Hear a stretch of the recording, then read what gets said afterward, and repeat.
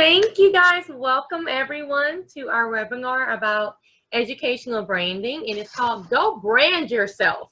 And it is an educator panel, and I'm going to let everyone introduce themselves so you can see who will be speaking to you about branding yourself. So this is our educational panel. I'm hoping that you can see, can you guys see the entire screen, or do you see my little videos? I see the entire screen. Beautiful. Okay, so we'll just start with Tanisha, and we will go, or Tanashi, and we will go and let you guys introduce yourselves. All right, so I am Tanisha Blanchett, and I'm a former high school math teacher. I taught high school math for about 10 years before I became a full-time trainer and consultant. And so now I travel around the U.S. and I train teachers, particularly on how to use G Suite and with a focus on secondary mathematics. Also run a nonprofit in New Orleans called the Learning Laboratory, where we offer high-quality, low-cost programs for students and teachers. Sarah. All right, hey, how you doing, Desiree? Good. All right, hello everyone. My name is Sarah Thomas, and it is my 14th year in education. I'm currently a regional tech coordinator in a large district in Maryland.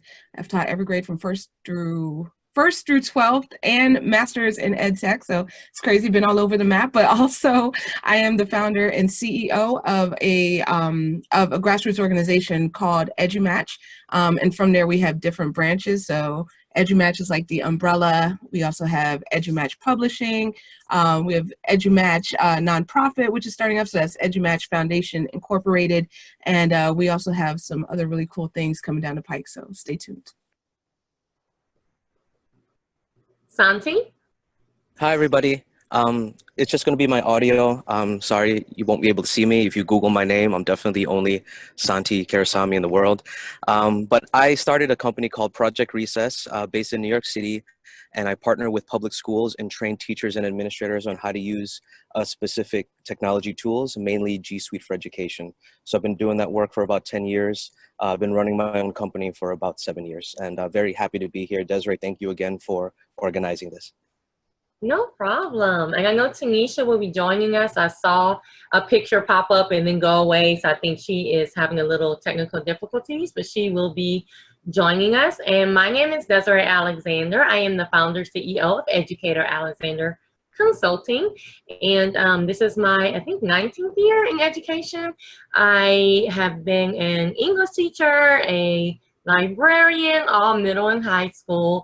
Loved what I did. Became a technology supervisor in a large school district, and now I work for a nonprofit called APEL in Louisiana, and I run my own consulting business. So each and every one of us, I have worked with all of these amazing people on the panel, and I have to say I feel pretty honored that they all answered my call and answered my beg to come and be on this panel. You have some amazing people that will be giving you advice today about how to brand. And we're going to go ahead and jump right in with the first question. So question one is, how can branding benefit educators?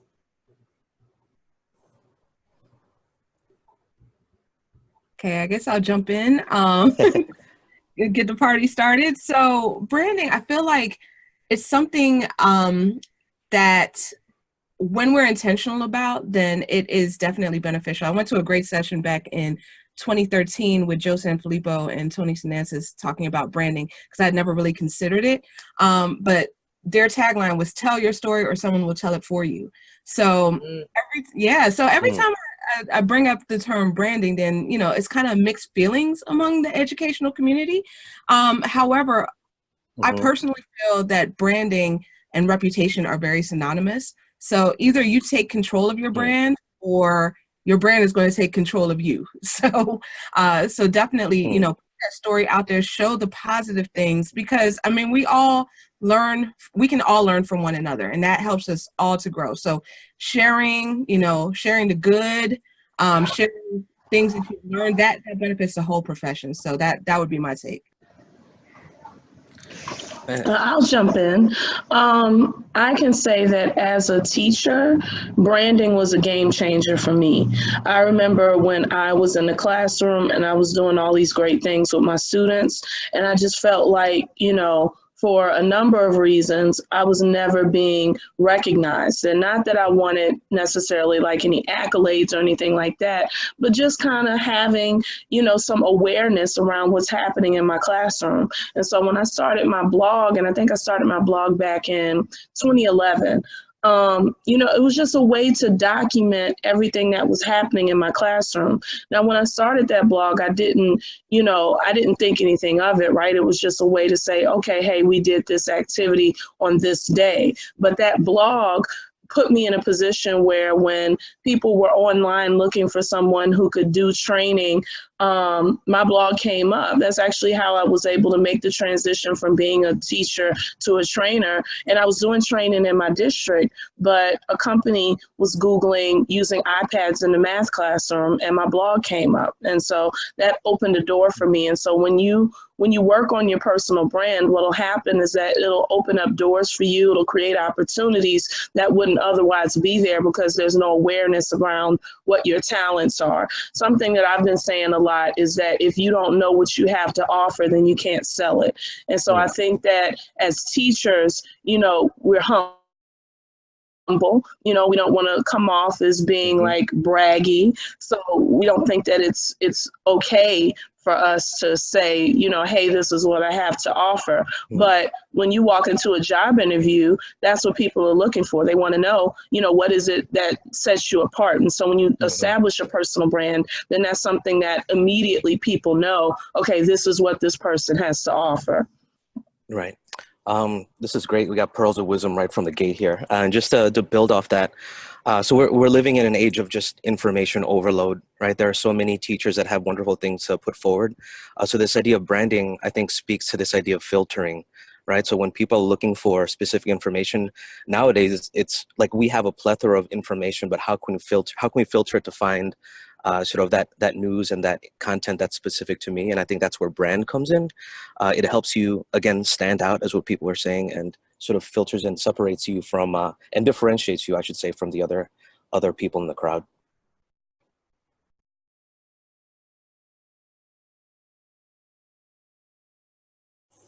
And I'll jump in last. I think that a benefit to educators, kind of piggybacking on what all of you amazingly said, is that it's taking control of your own message.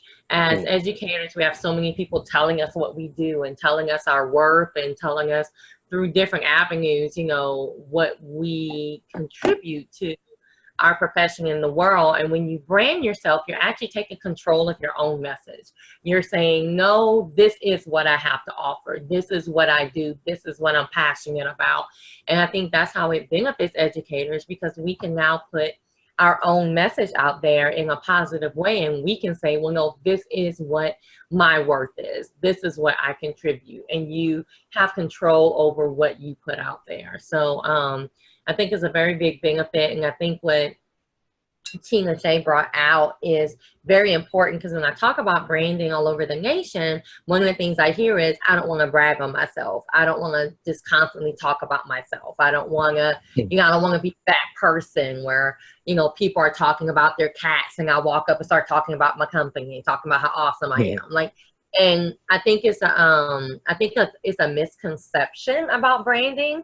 It's not bragging on yourself. It's not being, completely selfish and things like that. It's really just controlling your own message and controlling what's out there. So I think that is the big benefit for branding. Does anyone want to say anything else about the benefits before we move on? Question 2, how can an educator begin to brand themselves? I feel that if they're watching this session and they're interacting on Twitter, and we do have Twitter questions going out and things like that too, so definitely hop on Twitter and communicate.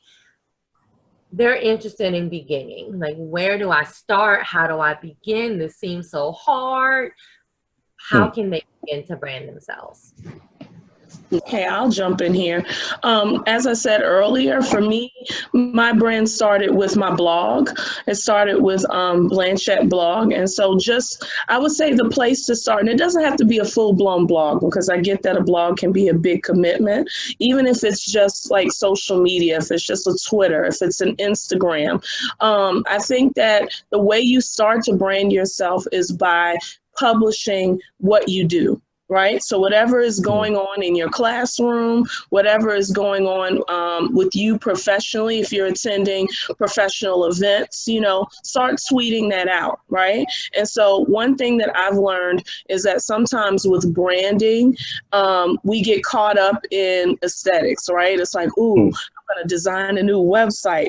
Ooh, I'm going to make a logo. Ooh, I'm going to make everything pretty. But the truth is that what's going to make you stand out is not your logo. It's going to be your content. It's going to be the substantive things that you bring to the table. And so just by sharing out the things that you're doing, right, you'll start to generate a following. And even if it's just a following amongst, people locally, right, people are going to start to want to know, okay, what is he or she doing next?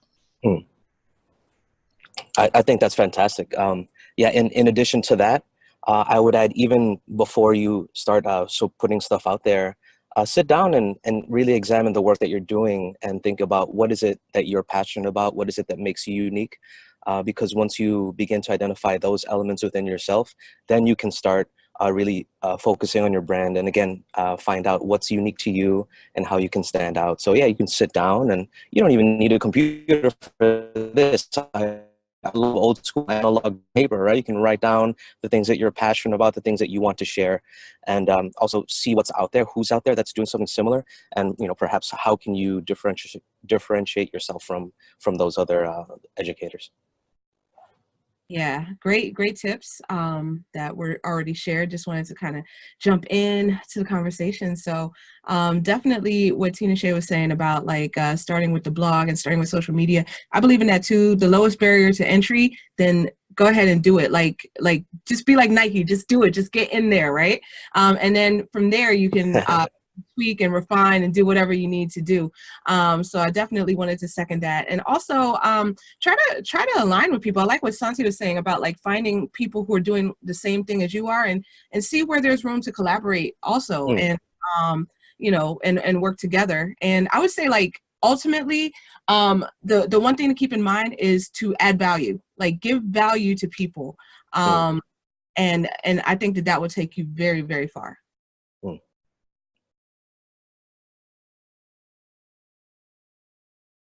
Every time I try to unmute, there's 50 boxes that pop up. So I'm like, every time. Okay. I completely agree with everything you guys are saying. I think to begin is scary, but I think to begin anything is scary.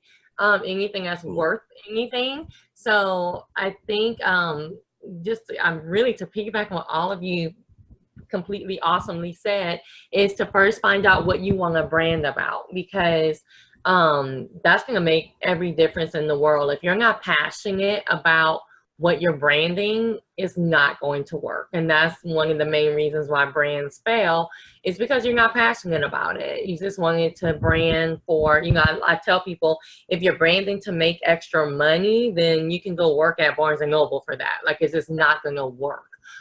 So you really need to brand about something that you're passionate about.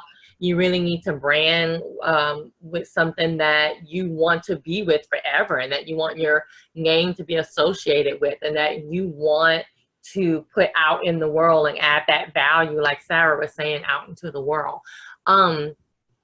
To start branding, I do have a resource on my website, and that's educatoralexander.com/branding. And just like what Santi was saying, they are nice little handouts that can start with the questions that you want to think about when you start. And I always start with, what are you passionate about? And I tell people that your passion is not like when we were little and we're I'm passionate about everything. No. What if I gave you $1 million today, what would you not stop doing? That's a passion. So I know, like, if you gave me $1 million today, I'm still working on Educator Alexander. You know, like, I'll probably hire a secretary, but I'm working on, you know, like, I'm still working on Educator Alex. So that's when you know that that is your passion. So when you talk about branding yourself, that's what you need to start, is what is my passion? What do I really want to work on and deal with? Does anyone else want to contribute anything to this question before we move on? And I do want to say that if you are live and watching this, we do have the Zoom webinar chat. So if you want to chat in the chat box, I'm going to put that link in there, the educatoralexander.com/branding, where you can get those handouts to help you get started. All right, panel. Next question. Once I'm branded, because some of our audience have already started tinkering with branding themselves and getting social media and things like that, how can they further their brand? How can they go a little bit further with what they're doing? So something that I've seen, something that I've done also, it's this idea of proactivity, right? So yes, continuing to blog out there and tweet, continue to make connections. I think there's a huge power in what Sarah was saying, just do it, just go out there and just put content out. At the same time, and I know this was mentioned before, I think people are visual. And so if you do have some sort of logo, some sort of color set, or even your name, if it's something that's easy to remember, I think that can really help with a brand. If we're looking at brands in general, right? Like you see the apple, you know, that represents the computer. You see, you know, Coca-Cola has a very, you know, identifiable brand. So I believe we can take those aspects and really apply to the work that we're doing also. You know, when I hear Educator Alexander, right away, Desiree, you know, so thinking about, you know, like going to a website such as Fiverr, right? Maybe even outsourcing somebody to make a logo for you. You don't have to do everything yourself. There are a lot of resources where you don't have to spend a lot of money, and you can work with some really talented people to help you create something that is a visual representation of the things that you do. Yeah, I'll definitely piggyback off of what Santi was just saying. Absolutely. And going along with that theme with the connecting with folks, then getting a community behind you, I think is also very powerful. Like other people who believe in the same thing, and just, you know, just growing together. To me, that's been like the biggest game changer in my entire career. Like the whole 14-year span, it was when I found my community. And you know, just found like that group to lock in with, and it made such a difference. In addition, there's like one principle that I just want to throw out. I read about it in a 4-hour work week. It was called MVP, minimum viable product, and pretty much what that is just like trying different things, because you always want to pivot, you always want to change with the times and give people what they need. So definitely just throwing little things out there and iterating, you know, making them better based on feedback, making them better based on suggestions, things of that nature. And I feel like I'm throwing a lot of jargon out there, but one other principle that I would like to throw out is the 80-20 rule. So I've heard this said a lot of different times, a lot of different ways, but the one that kind of is applicable to today's conversation is that you will get 80% of your results from 20% of your efforts. So out of the 100% of things that you try, then maybe only 20% of them will stick, you know, and, you know, 80% might not yield anything whatsoever. So you have to be okay with that not everything is going to work, and know when to just cut your losses if it doesn't align with your brand, or if it's not sustainable, or if it's something that you're just not passionate about doing. I mean, we have a limited resource that is time, so you have to figure out what is worth your time and what is not. So definitely those would be my steps. I wanted to jump in and kind of piggyback on what Santi said, and Sarah touched on it as well, is the idea of getting help. I think, and something that I think all of you have heard me say is you got to pay the cost to be the boss. And a lot of times as educators, I know anytime I train teachers, if I show them a tool, the first question is it free? Is it free? Do I have to pay for it? Right?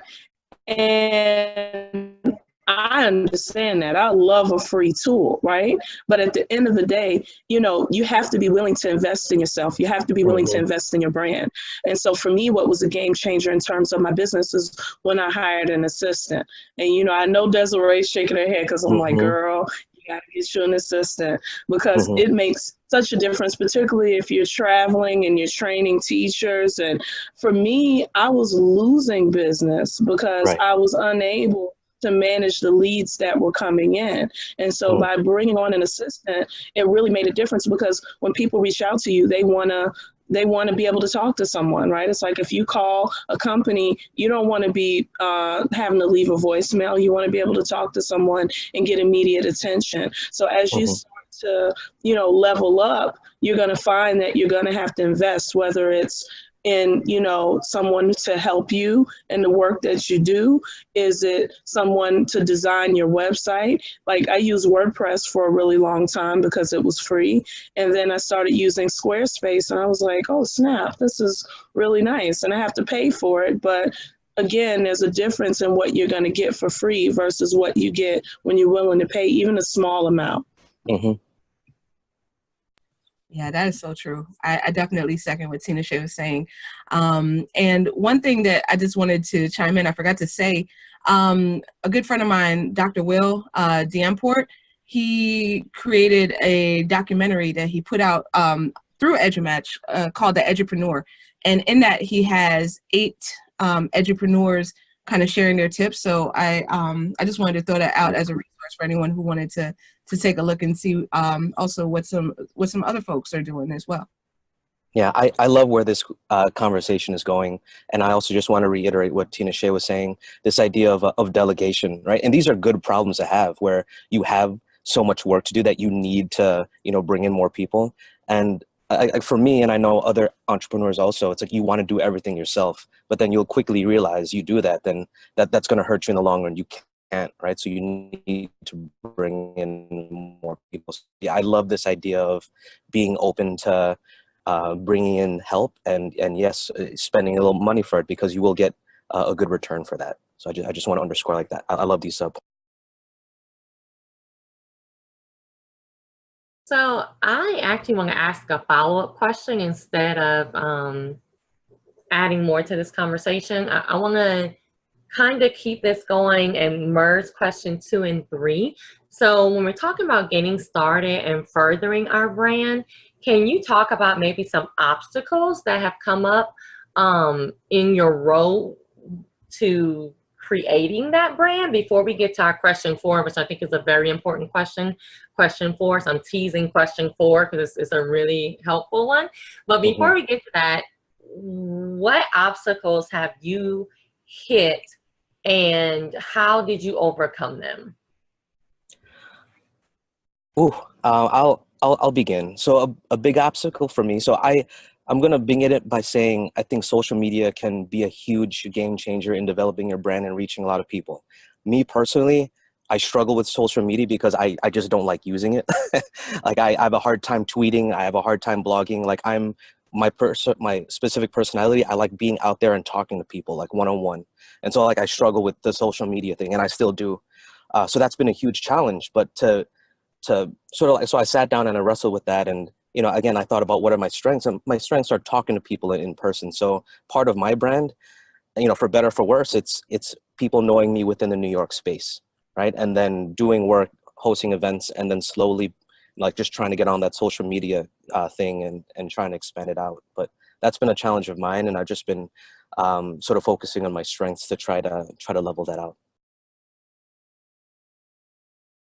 Yeah, I guess for me, spoiler alert, number 4 is gonna number 4 is gonna hit on it. So I'm not gonna spoil question 4 just yet, but I'll speak to other than that. I would say wanting to do all of the things all of the time, like, you know, always wanting to jump on, you know, Twitter chats, and my personal life was starting to take a hit, you know, because I was putting all of my time and all of my energy into this because it was something that I was so excited about. But yeah, so finding that balance has been kind of difficult. So that would be my secondary answer to this follow-up question. I think for me, one thing that I've kind of struggled with ever since I really started doing things on my own and really branding myself is finding a balance between branding myself, but at the same time serving all the different organizations that I work with. I think that, you know, for the teachers in our audience, for people who are still working in schools and districts, you know, sometimes you feel conflicted about whether it's okay for you to brand yourself as an individual, knowing that, you know, the expectation is that you're representing for the organization that you work for. And when you get to the point as an independent consultant where you're working with multiple organizations and multiple companies, right, then there's always a different, depending on what company you're working for, companies have different expectations around how much they want you to sell yourself and how much they want you to sell that company.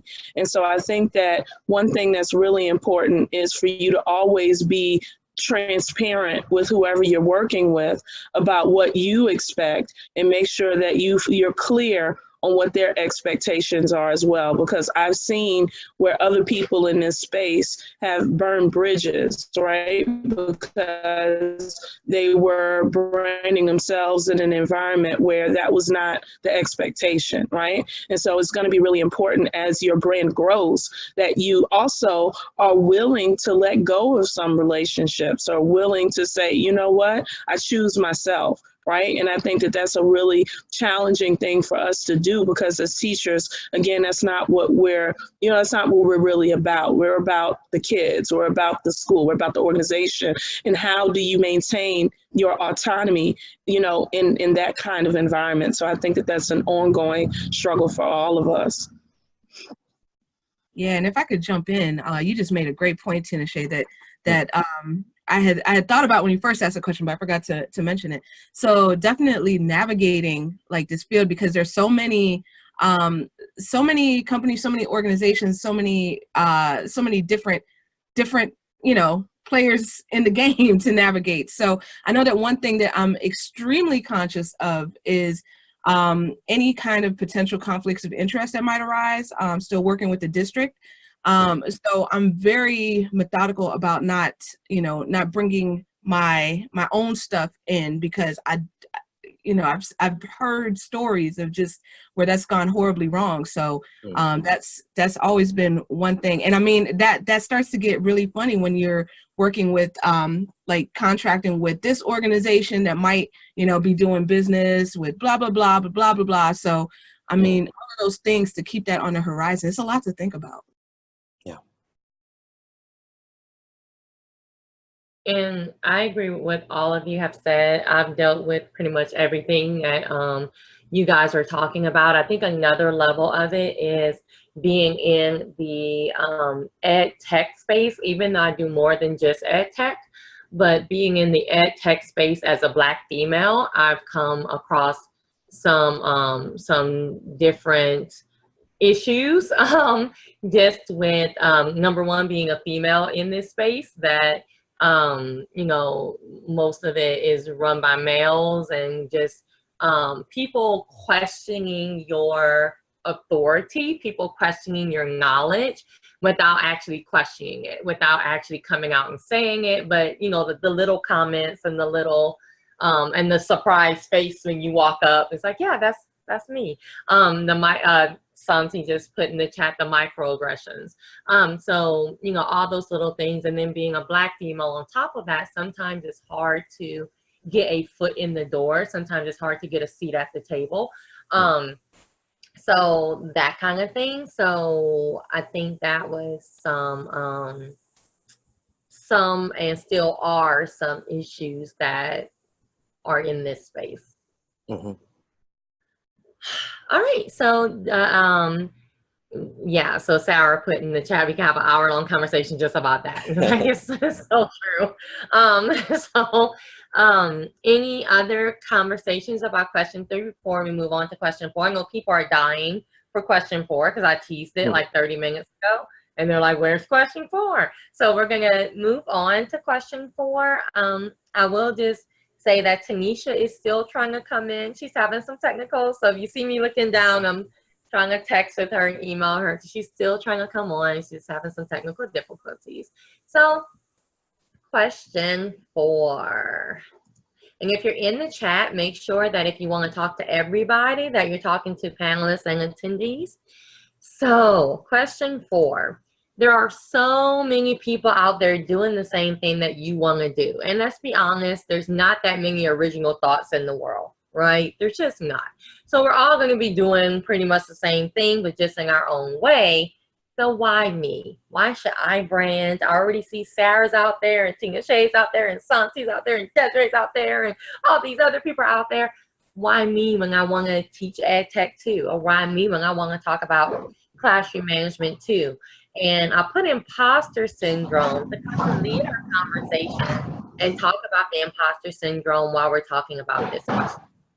I've already unmuted because I struggled with this so hard when I first started. I can remember like really feeling physically ill when I started my nonprofit because things were just coming together so quickly, and it was just like, why, why me? You know, and I think that when you start to realize that you're moving towards what you're supposed to be doing, it can be a very overwhelming feeling because now you have all this pressure to be successful. And so if I could say one thing to someone who's feeling like an imposter and why me, I guess my answer to that would be, why not you, right? Why shouldn't it be you? And while you may not be offering a unique idea, you're offering a unique perspective on that idea. And, you know, understanding that when I know as a presenter, you know, I present a topic that a lot of people present, but nobody presents it like I do. Right. And so when you people come back to your sessions, they're coming back not for the content, they're coming back for you. Right. I had this lady tell me that she would watch me. What did she say? I think she said that she would watch me I don't know, like fold a paper bag or something random. And it was just the idea of once you make a connection, once you make a personal connection with someone, then it's not really about the content anymore. And that's what we really want to be clear about, is that your personal brand is about you.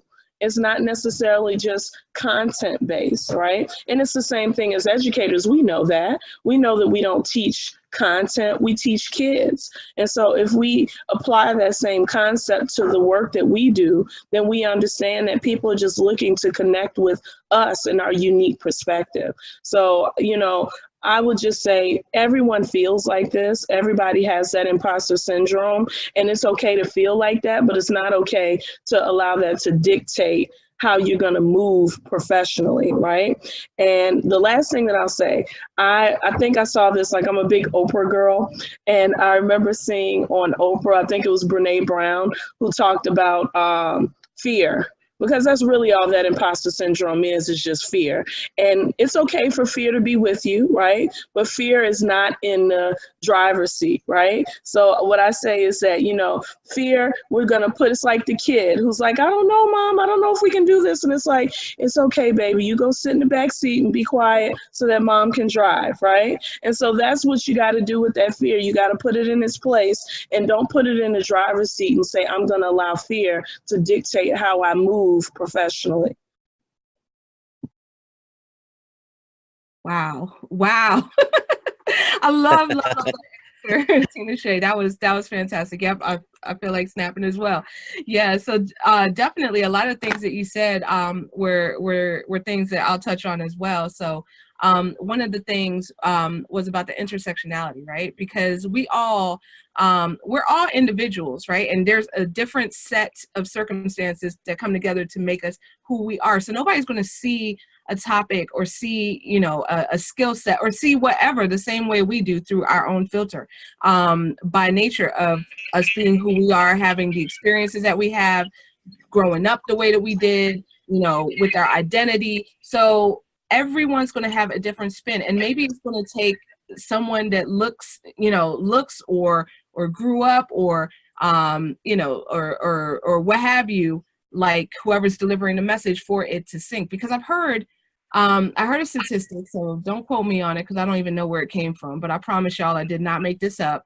So I heard that it takes 6 exposures for something to actually sink in. So, and I've also heard another statistic saying that it takes like 17 exposures. So I don't know which one is right, but I know that a lot of times the message will be received, the message is received by some folks from someone else who speaks their language, so to speak, right? So definitely, that would be a case for why each person should tell his or her own story, because nobody else is going to tell it the same way as you. Another thing about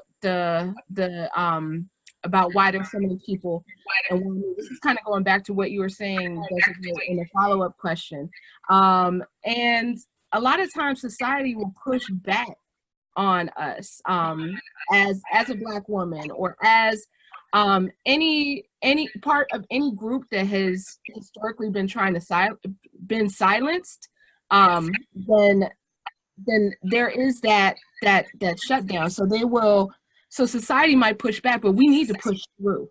We need to push through against the pushback. So that's another reason why should you say it? Because if your voice traditionally has not been heard, and I'm not saying the voice of Sarah Jane Thomas, but I'm saying the voice of anyone like me has traditionally not been heard or amplified at the same rate as anyone else, then it's imperative for me to tell my story, to get it out there and get it heard. And the last point I wanted to make, which is really piggybacking off of what Tina Shea said. Yesterday I was listening to a podcast, and I can't remember the lady's name, but she was talking about how important it is to be comfortable with having. And I love that phrase, because she said that a lot of times people will self-sabotage because part of their identity is, I'm just X, Y, and Z. And when they get that success, then they will self-sabotage because they feel like they don't deserve it. So there's a need for all of us to be comfortable with having, like when it comes into our lives. She was saying, like, she had to get comfortable with the idea of having $1 million sitting in her bank account without having to spend it or having to give it away. She just had to be comfortable with that money just sitting there. And that resonated with me. I don't have $1 million in the bank, but still, that being said, whatever X amount of whatever, or even, it doesn't even have to be money or anything tangible. It could just be the success. Okay, so we just did this event. It went great. Cool. So bask in that, sit in that, enjoy it, be in the moment instead of just running off looking for the next thing. So that was my takeaway from that podcast. And yeah, so that's it. I really wish my video worked, because there's some really strong head nods coming from my side of the screen. I think people have been saying some amazing things here. And yeah, I just want to recognize, like most of the EdTech space, it's run by men, and typically not men of color. So I just want to just shout out just the composition of this talk right here. I think it's a beautiful thing. And when it comes to this idea of why me, for me, I think about my previous life in the arts, and I did a lot of photography, and I did a lot of black and white photography where you got to work like an hour, 2 hours to get one really good print. And what that taught me is that everything has beauty in it. You just have to frame it in a particular way. And it could be anything. It could be like a stone on the street. It could be beautiful. And I think that's for me, it was a nice sort of representation of us and our stories. As people have said before, we all have a very unique way of sharing something. And when you make that connection, yes, that is part of your brand. So why you? Because you're enough. And I feel like that's something that I've been telling myself a lot lately. Because I also deal with imposter syndrome, and this idea that, yes, you are enough, you have things to share.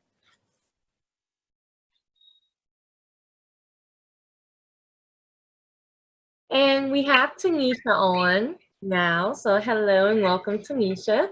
Good morning, her name everyone. is Desiree Alexander on the little thing. Oh, now it's Tanisha. I think we still have a Desiree Alexander up there, but we have Tanisha here now. So Tanisha, would you like to jump in? First of all, please let us know who you are, what you do, and then you can jump in on this question of why me.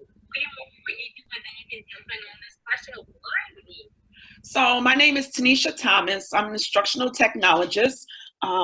I work in River Forest School District, and I also work for myself at fluttertech.org. So what was the next? For me, I looked at, that question at one point in time. But for me, I don't feel like a why me. I'm like, why not me? I have something to share. I have an excitement, a fire for what I do. And I think that people would benefit from it. And just being out there with other people is so rewarding. I learned from so many people that are out there.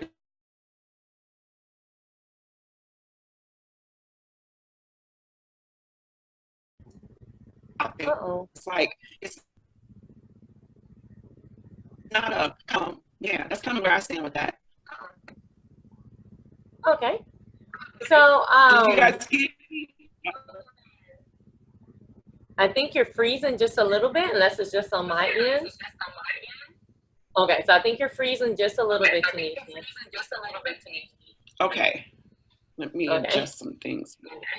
Okay, and you can mute while we're moving on.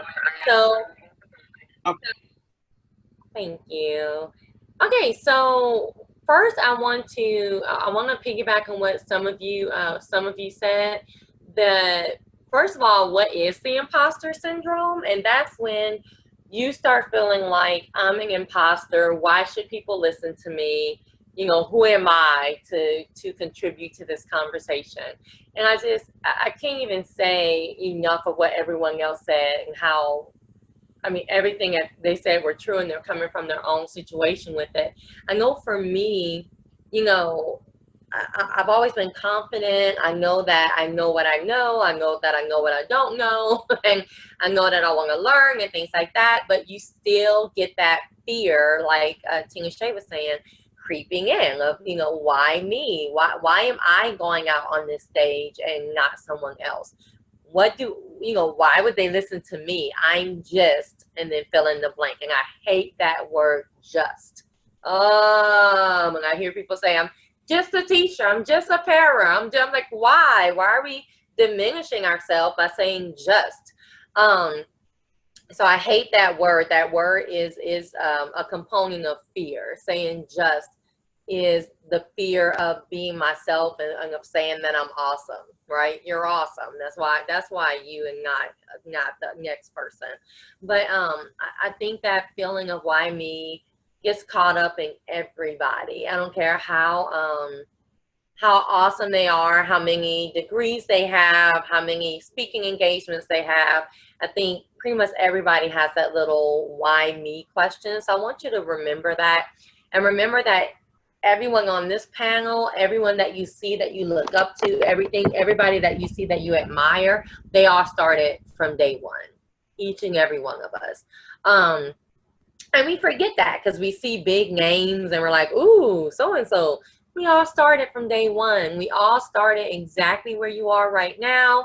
And we worked our butts off to get where we are, where we are now. And continuing with question 3 and 4, I know one of my big drawbacks is kind of what I think Tanisha and Sarah mentioned, is that work-life balance. I still haven't gotten to that yet. I'm still working every single minute on something, and it's not cute, and it's not, I tell people when you're like, oh, I don't have any time, and people use that to brag, but I feel like if you're using that to brag, you're young. Because when you get older, you realize that that's not a cute way to live. That's not cute. It's not, you should have some work-life balance. You should be able to chill out. And I think that's one of the things when you first start your brand that you're going to have a problem with, that you're going to have a struggle with, is keeping that work-life balance.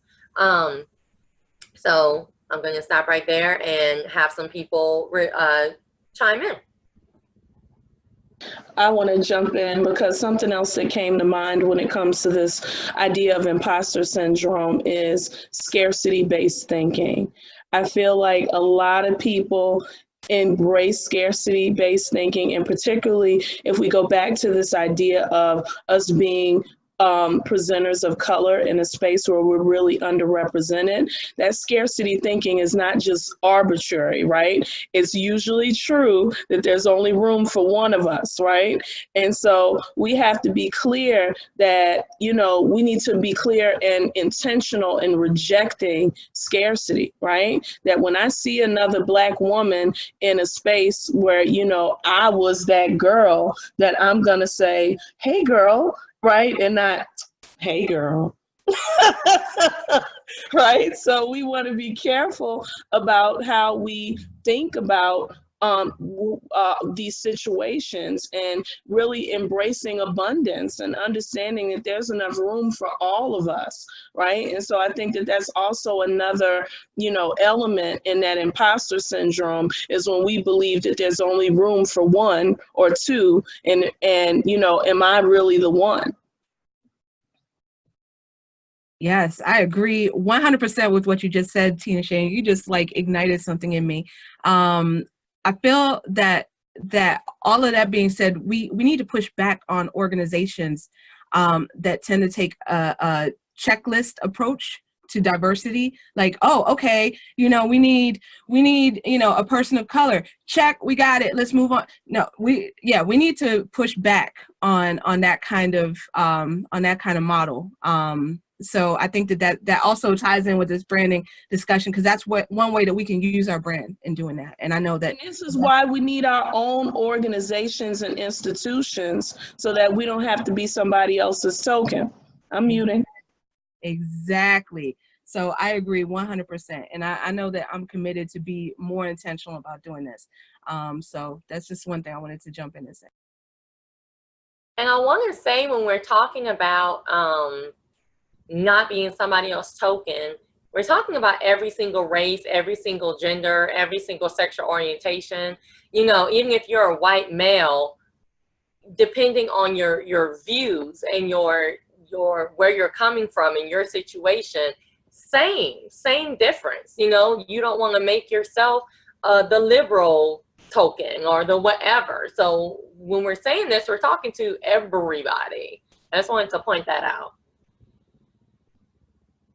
Yeah, and I think just to add to this idea of like microaggressions and things that make it even harder, I sort of equate this to like the movie industry, right? There are a lot of terrible movies that star, you know, white people, but then when, let's say, Black Panther, people are like, oh, this has to work well or else it's a big failure. And it's like, well, why is that added pressure added to this movie? You know, because like this movie is supposed to represent all Black people? Like, no.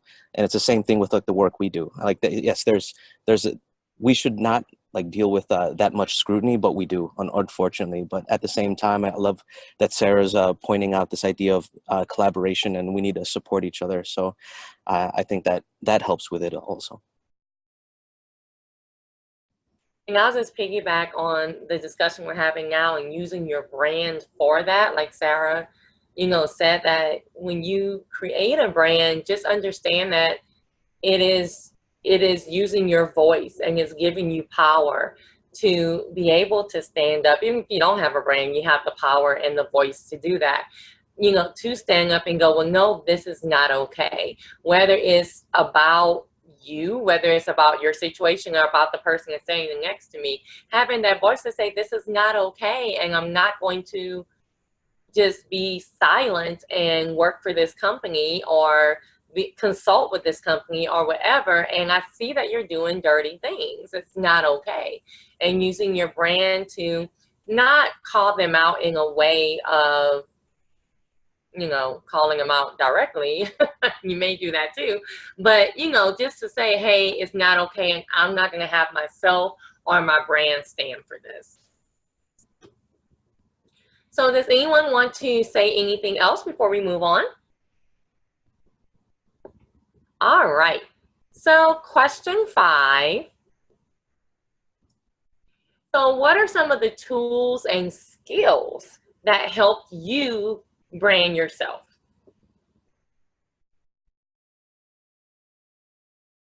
All right, I'll say for me, this is more so a trick.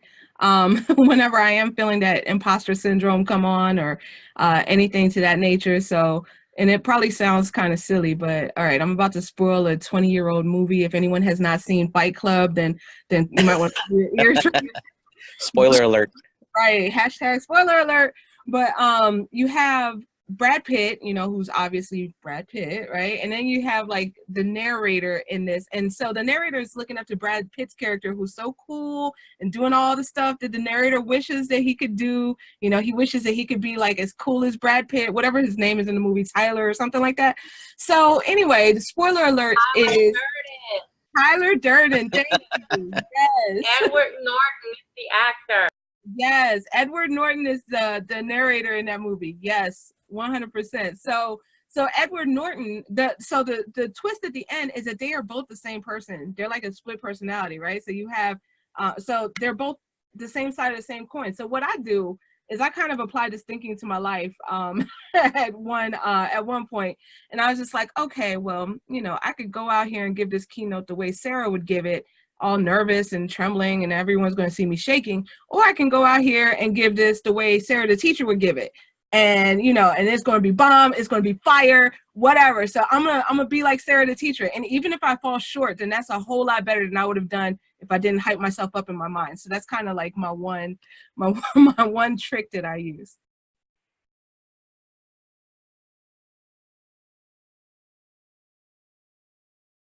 I'm going to jump in here. So specific tools that you can use. I'm going to say right now, my favorite thing is Creative Market. It's a website where you can go and buy professionally designed templates, creativemarket.com. Right now, I'm really into helping people with their resumes. And as someone who's independent, I'm not really doing a lot of resumes, but what I've done is I've used a resume template from my one-sheeter, and something that has helped me generate a lot more leads, even as an EdTech person, is to give a printed one-sheeter to every attendee at one of my seminars. So I will usually give them one of those one-sheeters, and it's basically like a resume that has my picture on it, and I list, instead of the jobs that I've had, I list the topics that I can speak on, okay? And so one thing, as ed tech people, I think that a lot of times we want to do everything electronically, but what I found is that when you put something in someone's hand, that's something that they may stumble across later, right? Like, it's unlikely that they're going to stumble across your website. They have to actually do that. So I would think in general, what you want to be thinking of is, what can you do to where they will passively stumble across your content again? Does that make sense? So you could give them something in print. You could collect their contact information so that you can follow up with them. So another one would be MailChimp, you know, to set up a MailChimp where you're sending out a newsletter. This is something I do for my nonprofit that I want to do for my personal consulting business. So I would say overall, the idea is to consider how you can be reaching out in ways that are more proactive. And I know we've used that word before, to be proactive as opposed to reactive. That's great. And I'm just going to jump in and say, something that helps me is looking at other industries and seeing how people brand themselves there. So for example, I mean, this whole idea of branding is for marketing, right? And we're taking those tools and we're applying it to education. So what else can we do? So I love looking at, you know, just the field of technology and business in general and seeing what's trending there. Because if something is very popular, that's going to eventually make its way to education. And you want to be on the forefront of that. You want to be anticipating that. You don't want to react to that. So look at other fields besides education. They could be completely different, and see what's working there and how can we apply those ideas to our field. And second, this idea of conferences. Like I love going to conferences with the idea of networking in person, right? And it goes back to this idea of you'll never forget how someone made you feel, right? Like we all get 1,000 emails, we all get 1,000 business cards, but when you make that personal connection, you know, like you can build your brand also in an in-person way. So I think conferences are an amazing place to network and visit people. So shout out to people who are going to ISTE.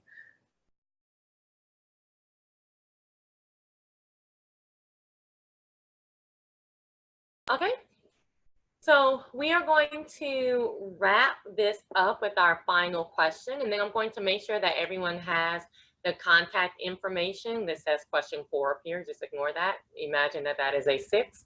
But we're going to wrap it up with this last question, and then I'm gonna make sure that everyone has everyone on the panel's contact information. But the last question, like 1 minute spin off or 30-second spin off, give your one best practice tip, whether that's a website, whether that's a believe in yourself, whatever. One last practice tip from everyone on the panel.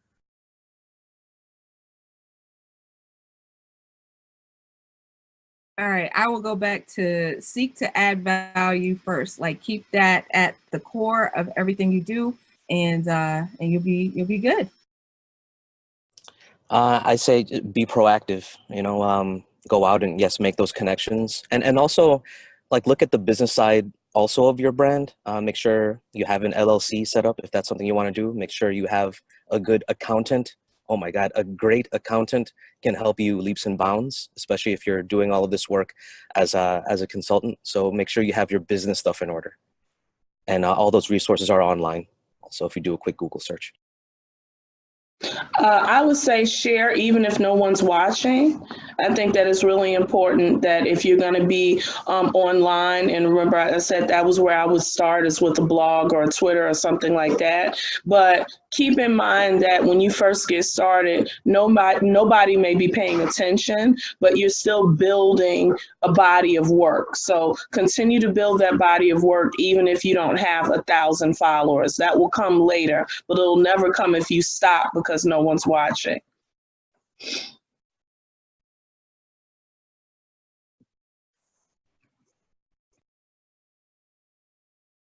Tanisha, did you want to chime in?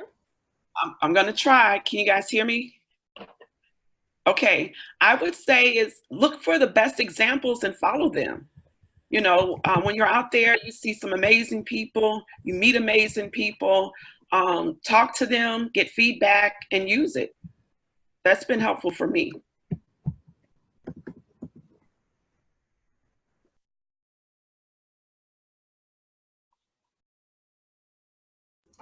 Thank you, panel. And I would say mine is definitely, since we kind of already done like the inspirational path, is just use those websites that are already out there to help you get started. Santi mentioned Fiverr.com, Tanisha mentioned Creative Market. There's so many websites out there that you can use to help you start creating your brand. So you don't have to do this all by yourself. Also reach out to people that are already in the business and start asking them for help. You don't have to do this all on your own.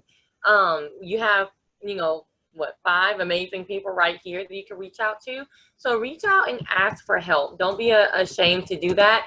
I don't know if I'm just talking about myself, but I definitely reached out for help and got, you know, advice from people. I did Facebook polls when I was like, which one of these do you like? I don't know. So, and don't be afraid to reach out for help. So with that, hopefully you've enjoyed this webinar on branding. I've seen a lot of Twitter. My Twitter is blowing up. So I think we had a very healthy conversation on Twitter. If anyone is watching this live and you have a question, you can definitely put it in the chat and we would love to answer it. And with that, this is the contact information for everyone that is on the panel. You have our Twitter handles and our email addresses. So if you have any questions, definitely reach out to us. That's what we, this is what we love to do. We love to help educators. That's why we're all in the game. So definitely reach out if you have any questions about your brand. And I am watching the chat. I was told that the video will be available and published very soon. And it will be available on the CEDUAD YouTube channel. So I wanted to announce that. So thank you guys very much for joining us today, whether you're joining us live or joining us on the, watching us on the YouTube channel. We appreciate it. And hopefully we will catch you around. Bye. Okay, that's fantastic. I think that was a wonderful talk. Thank you everyone for coming in. Thanks for supporting what we're doing with our Educator Monthly meeting. There's going to be one next month dealing with connections and the value of connections, which I'll be hosting. There's people coming to join us from Australia, Croatia, Colombia, the States, and me in Scotland. So we'll have a good international mix. It'll be in the afternoon because, as you will know, that Australia's time zone is quite far ahead of mine. So I'm about 9 or 10 o'clock at night, and Australia's about 8 or 9 o'clock the next morning. So that gets you guys in the States on the East Coast about 4 or 5 o'clock in the afternoon. We'd love to have you. It's on the website too. We call it CEDWAD. It's easier to see than CEDUAD, CEDWAD.com. So check it out. We'd love to have you there too. I'll get the video going a week or less, and it'll be on YouTube, it'll be on Facebook, and there'll be links shared on Twitter for all that. You were wonderful. Thank you for being you. You are awesome. Thank you Thank so you. much. Thank you. Thank you to everybody on the panel. I love you all. Thank you for organizing this. Desiree. Thank y'all. And I'll be coming to you guys with other stuff. Every time I get something, I'm sharing the love. So I'll be coming to y'all. Thank you. Love you, girl. Thank you.